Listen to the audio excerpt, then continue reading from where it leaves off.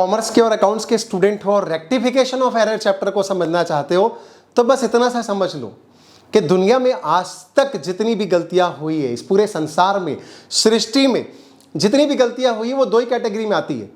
एक जो करना चाहिए था पर नहीं किया, दूसरा जो नहीं करना चाहिए था पर गलती से कर दिया। देखिए ये दो ही प्रकार की गलती है, आप कितनी भी गलतियों को ढूंढ लो उन दोनों कैटेगरी में से एक कैटेगरी में ही आएगी। और इन दो गलतियों का प्रायश्चित क्या है, समाधान क्या है, रेक्टिफिकेशन क्या है, वो भी दो ही है।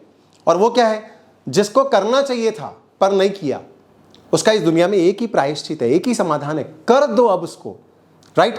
और जिसको नहीं करना चाहिए था पर गलती से कर दिया उसका एक ही प्रायश्चित है, उसका रिवर्सल कर दो, उसका उल्टा कर दो, राइट।